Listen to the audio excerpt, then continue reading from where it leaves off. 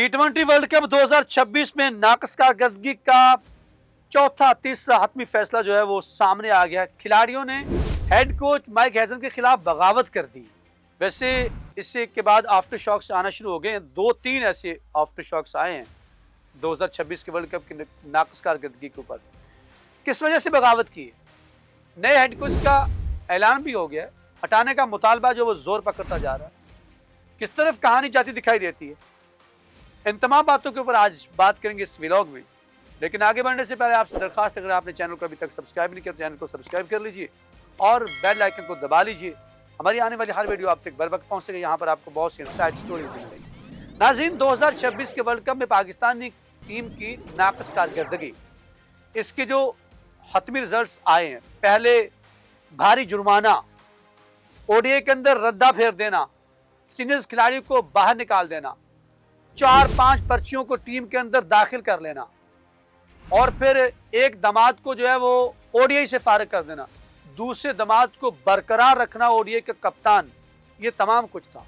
लेकिन क्या इससे जो है भारी जुर्माने जो हैं वो भी, और मैंने कहा था कि तमाम की तमाम नजरा जो है वो खिलाड़ियों के ऊपर गिरेगा। लेकिन यहाँ पर जो खिलाड़ियों ने भी शायद अब ठान ली है कि वो भी कुछ मुंह खोलेंगे, वो भी बताएंगे कि वहां पर क्या होता रहा 2026 के वर्ल्ड कप की नाकस कारकर्दगी के अंदर। वैसे 50 लाख जुर्माना कोई इतना बड़ा जुर्माना नहीं है इनके लिए, ठीक है। ये तो इनकी जिसे कहते हैं 1 मिनट की कमाई है। ये तो एक लोगो लगा ले तो करोड़ों रुपए कमा लेते हैं।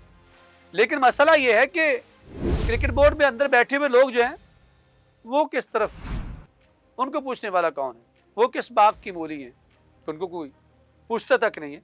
हेड कोच के मुतालिक जो है वो पहली बड़ी खबर आपको बताता चलें।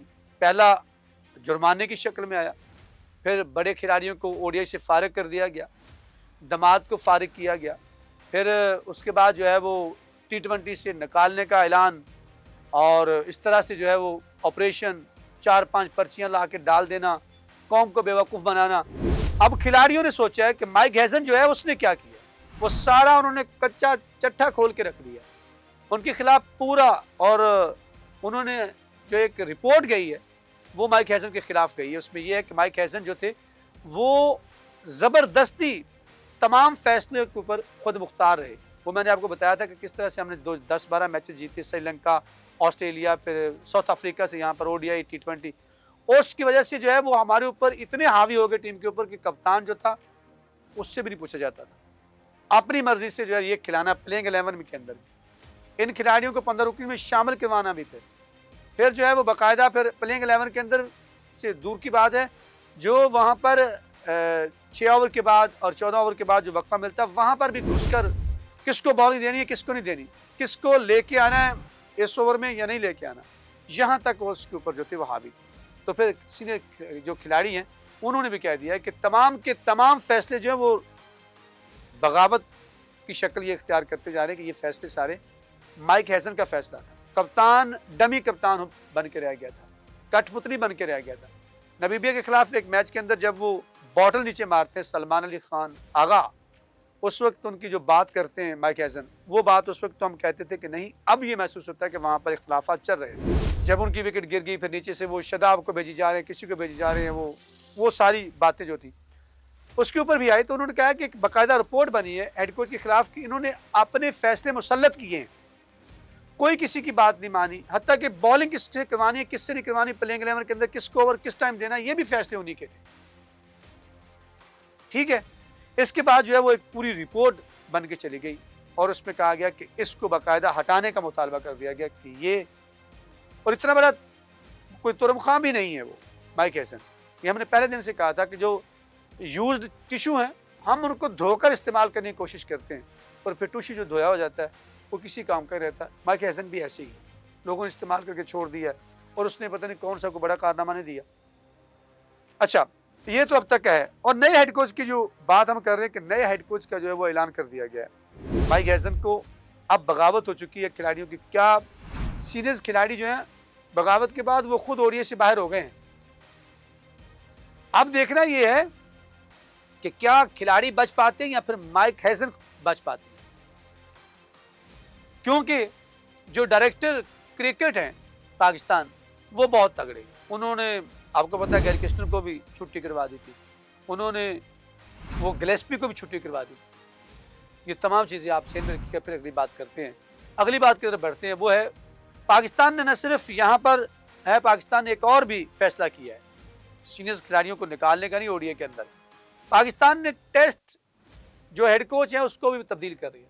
पाकिस्तान ने बहुत से बुरी कोचेस का पाकिस्तान को वैसे भी चस्का पड़ गया। हमने गैरी क्रिस्टन को निकाल कर जब वो खुद बने थे आकिब जावेद हेड कोच, आपको पता है। अब टेस्ट के हेड कोच है वो किसी भी काम के बंदे को नहीं बनाएंगे। देखें अजहर महमूद का जो था वो आपको पता है उनका कॉन्ट्रैक्ट खत्म हो गया, अबूरी हेड कोच थे। उसके बाद जो है वो पाकिस्तान ने नए हेड कोच का ऐलान कर दिया। टेस्ट के अंदर बात कर रहा हूँ, वो बात की है सरफराज अहमद की। वो कि सरफराज अहमद से मुझे कोई एतराज़ नहीं है। सरफराज अहमद बहुत बड़े जो हैं वो पाकिस्तान के लिए अचीवमेंट्स हैं। वर्ल्ड कप अंडर 19 पाकिस्तान के नाम किया, 2017 की चैंपियन ट्रॉफी पाकिस्तान के नाम की, बड़े कप्तानों में नाम आता है। लेकिन ओडीआई के अंदर परफॉर्मेंस, टेस्ट के अंदर उनका क्या है? और सबसे बड़ा सवाल पाकिस्तान की कैपेसिटी के ऊपर, पाकिस्तान के मैार के ऊपर उठेगा कि सैफी भाई ने ग्रेड 1 ग्रेड 2 जो है वो कोई भी सर्टिफिकेट जो है वो उनके पास मौजूद है, उन्होंने कोई पास किया हुआ है? नहीं है, तो सवालात उठेंगे। और फिर सरफराज का कोई टेस्ट के अंदर पाकिस्तान को बड़ा बूम पे ले जाना नहीं है। मैं समझता हूँ कि सरफराज की कप्तानी में पाकिस्तान को बाबर आजम, शादाब, फ़ख्र जमान जो है वो सारे, हसन अली, इस तरह के आपको एक मटेरियल मिलेगा जिन्होंने पाकिस्तान के लिए अच्छी क्रिकेट खेली। लेकिन सैफी भाई का कोई ऐसा कारनामा नहीं है टेस्ट के अंदर कि उनको टेस्ट का कप्तान बना दीजिए। वो मेंटोर के तौर पर काम कर चुके हैं, उनका कोई तजर्बा नहीं है। अगर इसी बुनियाद के ऊपर हेड कोच बनाना तो फिर बड़ा सवालिया निशान है पाकिस्तान के मायार के ऊपर, दुनिया के ऊपर जगह सही होगी। इसके खिलाफ लोग कोर्ट में भी जा सकते हैं। लेकिन यहाँ पर सवाल ये है कि क्या यूनुस खान इससे बेहतर हेड कोच नहीं है? फिर इनसे बेहतर तो मिसबाह उल हक है, जिन्होंने टेस्ट के लिए पाकिस्तान को नंबर 1 टीम बनाया। फिर टेस्ट के अंदर उनकी खुद से खिदमात बहुत बड़ी हैं, वो बहुत अच्छे टेस्ट प्लेयर हैं। और यूनुस खान की तो क्या ही बात है, पाकिस्तान की तरफ से सबसे पहले 10,000 रन बनाने वाले, सबसे ज़्यादा रन बनाने वाले, सबसे ज़्यादा 34 सेंचुरी रन बनाने वाले, दुनिया क्रिकेट के लेजेंड में उनका नाम आता है, तो उनकी तरफ नज़र नहीं जाती। मसला यही भी है। सैफी भाई बहुत अच्छे इंसान भी होंगे, बहुत सब कुछ मैं उसके एतराफ़ करता हूँ, लेकिन सैफी भाई का टेस्ट यानी रेड बॉल का हेड कोच बनना मेरी समझ से बाहर आता है। क्या पाकिस्तान इस तरह के फैसले करता रहेगा तो क्या पाकिस्तान की टेस्ट टीम भी पाकिस्तान की T20 की तरह हो जाएगी? और ओडीआई जो है वो भी T20 की तरह होने जा रही है।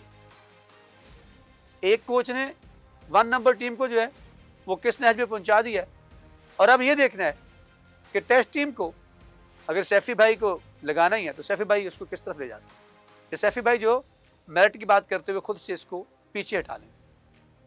ये तो आने वाला वक्त बताएगा, लेकिन फिलहाल पाकिस्तान क्रिकेट बोर्ड ने बाकायदा जो है उनको अनाउंस कर दिया। अब ऑफिशियली उनका नोटिफिकेशन आना बाकी है। तो नाज़रीन कमेंट सेक्शन में जाके आप बताइएगा कि आपके नज़दीक ये फैसला कैसा है। अब तक के लिए इतना ही। अल्लाह ने के बाद।